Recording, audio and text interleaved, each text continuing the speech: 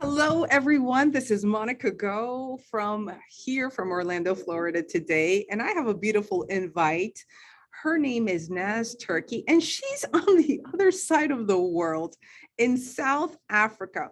She was one of the top women in 100 Successful Women in Business. We had the time to click, mingle, enjoy, and I love her testimony. I love the way things just came up for her life.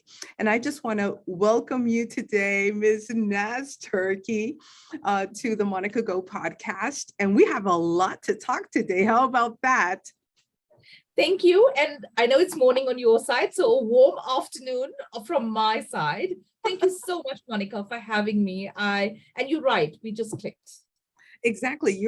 So Naz is in our future right now. Okay. So they are in our future, and we want to hear a little bit about you, especially your testimony, especially what took you to these finances. What made you that finance guru that she is? She's a woman that helps other women around the world. And I just love it. The way that she brings in all of her gifts and talents to help others that are in need. Tell us a little about your story, sweetheart. I think, one has to walk the path and one has to be a survivor. That's what I've realized. And you have to speak from a place of truth.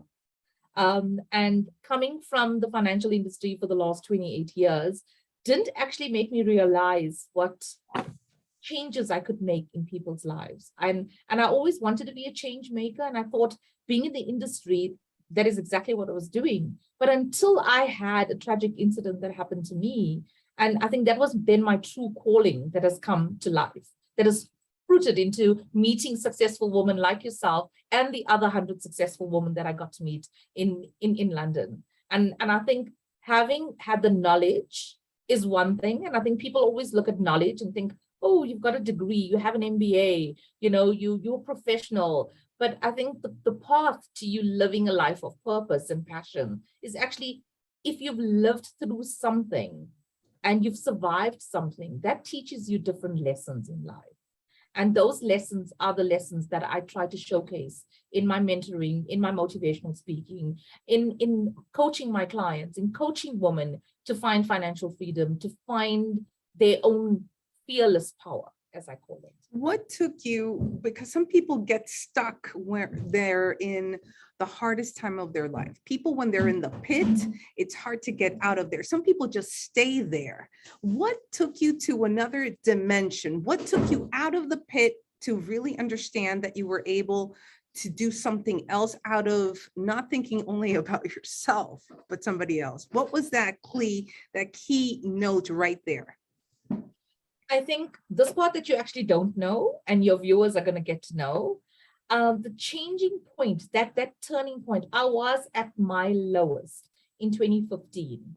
And I turned to God and I turned to the Almighty and to have a change of heart for myself. So I had to first think from within. And the biggest change was losing my mom. So I had lost my mom in 2015. And I had the tragedy happen to me and that freak accident in 2014. So in 2015, my entire life shifted. I'm an only child. I had lost my dad 2 years before that. So losing my mom actually took me to the lowest point of my life.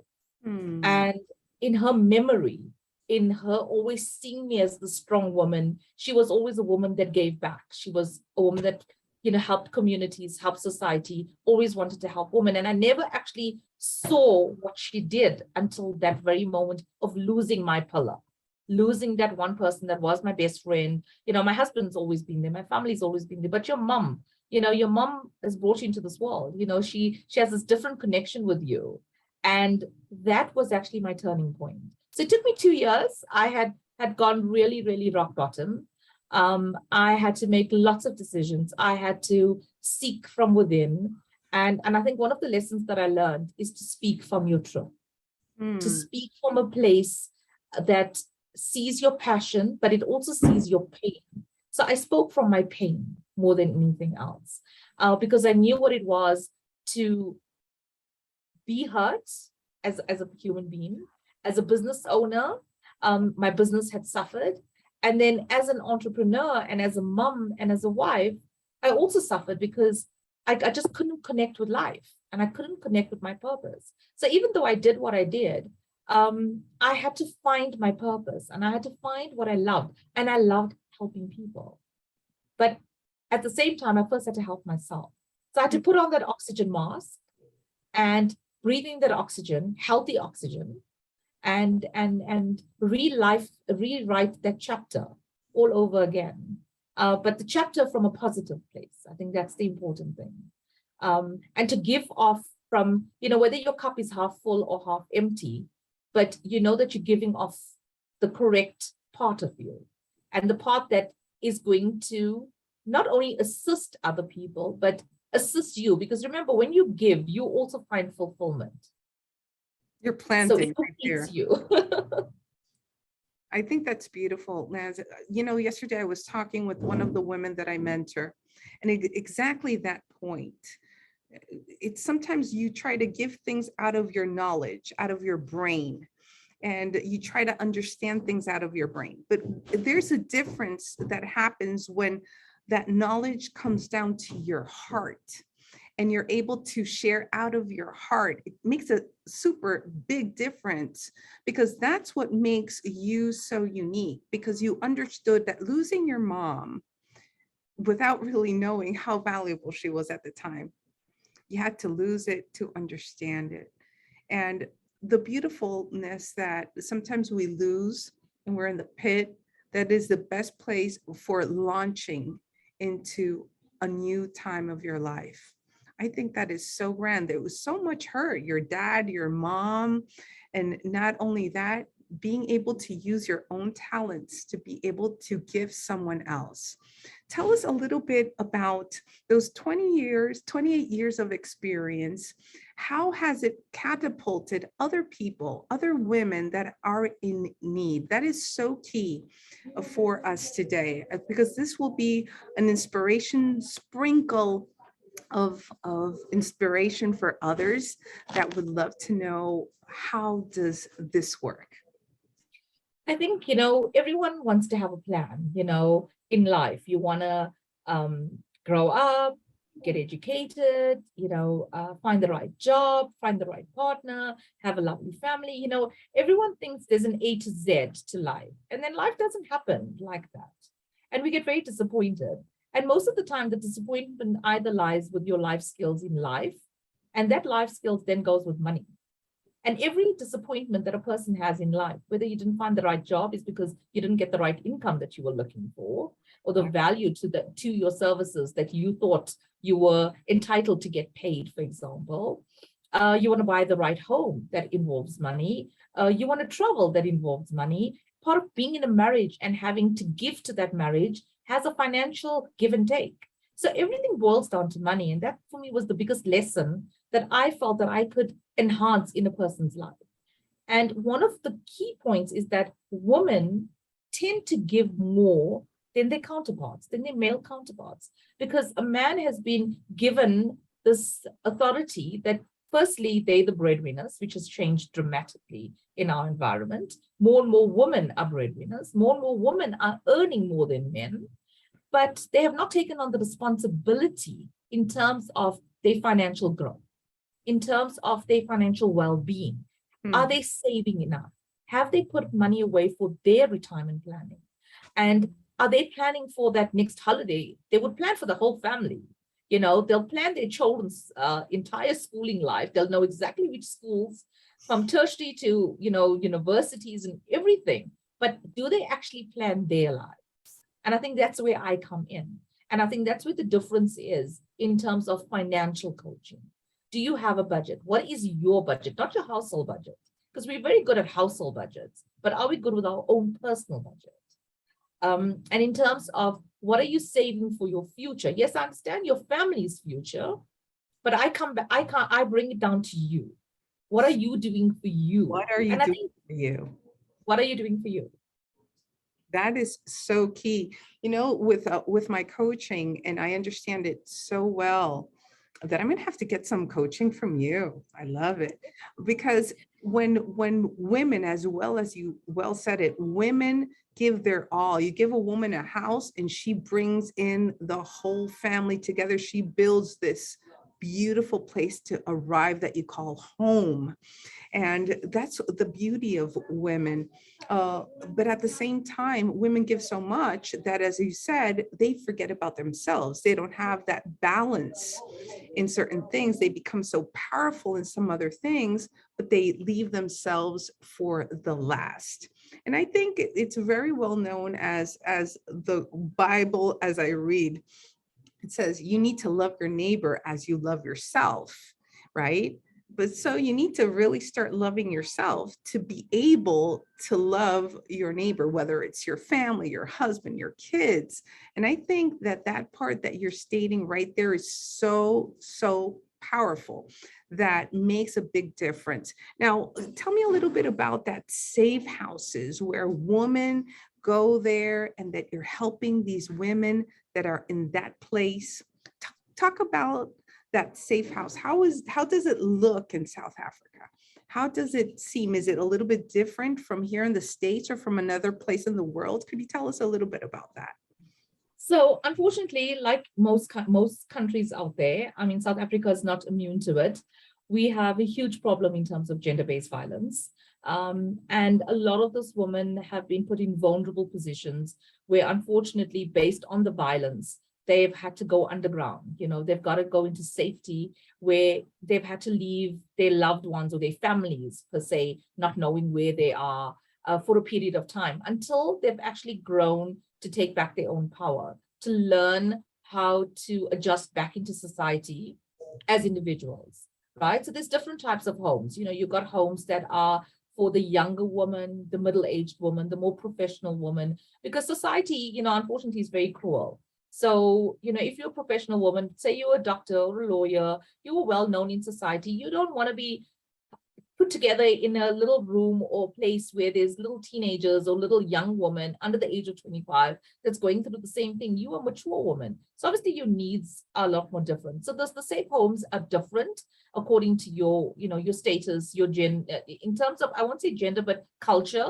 because, you know, South Africa has a huge cultural influence in terms of different languages, different religions. So, you know, you also got to be conscious of that. So Exactly. we have different types of safe homes according to a woman's culture, religion, and so forth. And I think what each of the safe homes do, and I do a lot of talks to them. Firstly, it's very, very private. So you'll never see me putting it on Instagram or on social media or anything of that sort. It is something that's done very personal. It's my way of giving back as well. Exactly. And I think for that, it's highly important to note that these people are scared. These women are scared. It's taken a lot out of them to firstly own up that they were a gender-based violence victim. And they now need to take their power back and they need to be their own heroes. That is beautiful.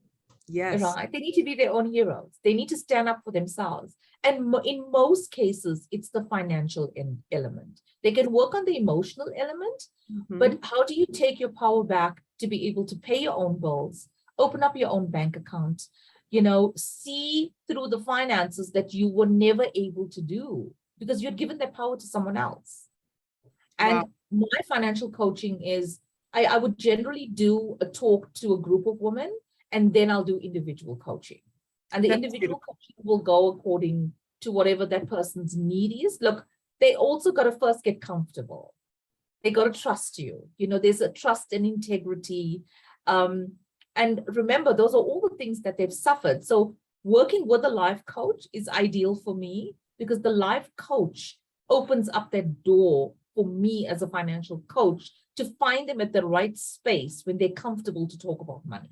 Exactly. And I think that's one of the hardest things for any human being sometimes is to confront themselves, to to say the truth to themselves, because you don't want to see that part, that dark part of your life, because you don't want to be embarrassed with yourself, and you don't want to touch that already hurts you. And I think Yes. when you're able to bring that out of somebody, that is the first place for healing. And I just want to make a talk here. I just want to let you know that Naz Turkey will, she's already in this 100 most successful women in business book. I'm in it too. I love it. And you're going to listen, and you're going to be able to read a little bit. You're going to be able to find this book in Amazon. And while we keep on going a little bit more into our podcast today, and obviously into our YouTube, because I just started my YouTube all over again, and you're going to be featured in it, my dear lovely South Oh, thank African you. woman. So give us a little bit of your your life, your that intimate part of your life. Is Naz married? Does she have kids? Does she have a man that backs her up, or is she a solo woman? Tell us a little bit about that intimate place. Well, I'm married to the love of my life. Mm, how January sexy. 2023 would be 30 years. 30 30 30 years. years, Naz. 30 That is years. amazing. You look gorgeous. Oh, Time thank flies you. over you, honey. Time flies over you. I 30 have two years. beautiful children. I've got a son and a daughter. And I recently, in the last couple of months, I've inherited a new son. So my daughter's gotten married. And my son's already married. So he's an attorney in South Africa. And my daughter's a teacher. So I have two beautiful adult kids. I don't have empty nest syndrome because I love to travel. So my husband's bags are packed and ready at any go. So I just want to put it out there. I definitely don't have empty syndrome at the moment, because I think as moms and as parents, everyone asks you, God, do you have empty? So, no, I don't. I am very comfortable. I miss them a lot, now that they're all out of the house. But my husband and I are just enjoying getting to know each other again. I think that's the key. That's why you're boyfriend and girlfriend all over again. I Yes, love and going it. on date nights. I love those date nights. Yay. I love it. So tell me a little bit, Miss Turkey. I know that you were in Turkey lately, but that was because of your name, or just because you wanted to go out and just visit Turkey? Tell me. Tell us. Listen, everybody's been asking me, when Mrs. Turkey goes to Turkey, what is she going to do? Well, I blogged my trip. And I think the highlight for me was in South Africa, I won't lie, I get really, really pestered to a certain point of where does the surname come from? And I always use the Ottoman Empire, as the reason behind it. So now I got to actually experience what the Ottoman Empire was all about on my trip to Turkey. And it was beautiful for the person that has had the surname for so long and never got to see the country. So it was very refreshing to see such warm people. And they were quite shocked that their country has my name on my passport. I Imagine. was told it's forbidden, so I'm special. So I'm gonna just live with that. I love it.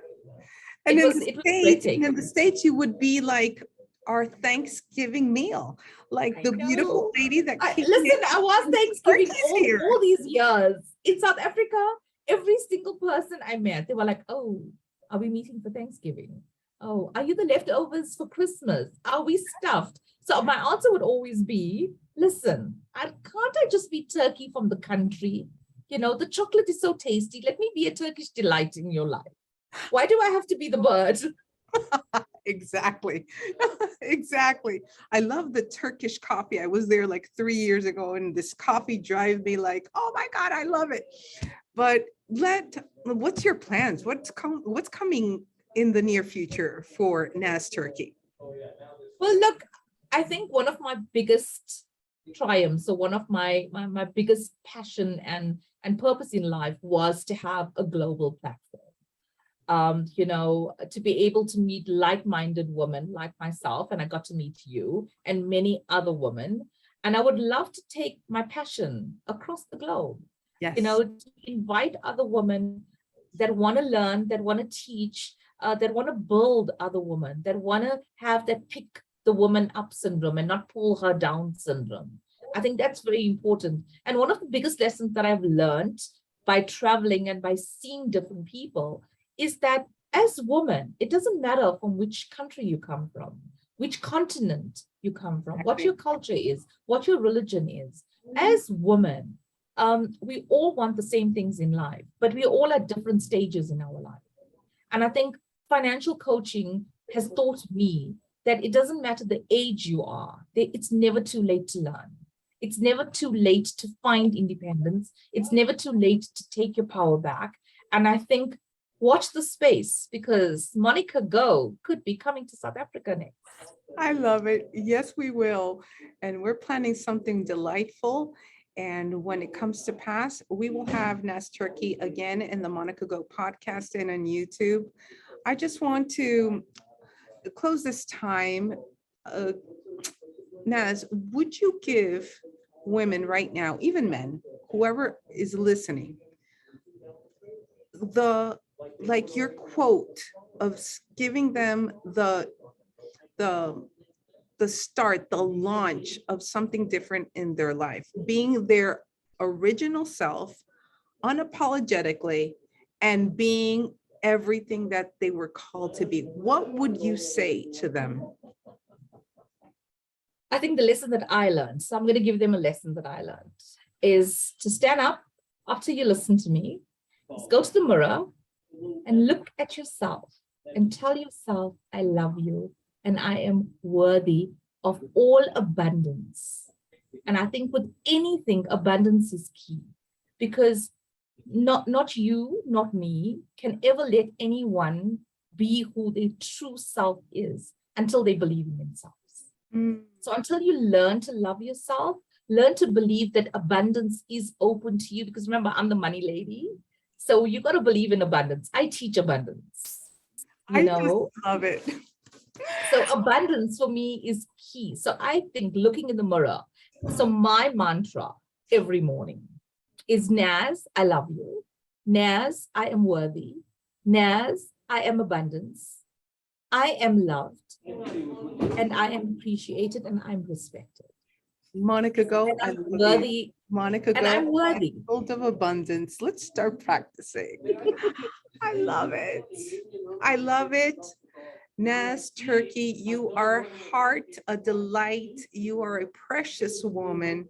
I am honored to have you in the Monica Go podcast and in the YouTube channel. I just want to honor you for the difference that you're making, one woman at a time, protecting their privacy, protecting their environment, but protecting womanhood in every sense.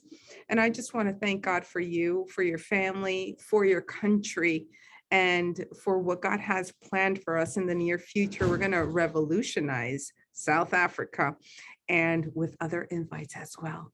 So Nas, I love you. God bless you, sweetheart. And we will see you soon. And remember, people, Monica Go. Remember, you need to give it a go, because God already gave a go for you. Bye.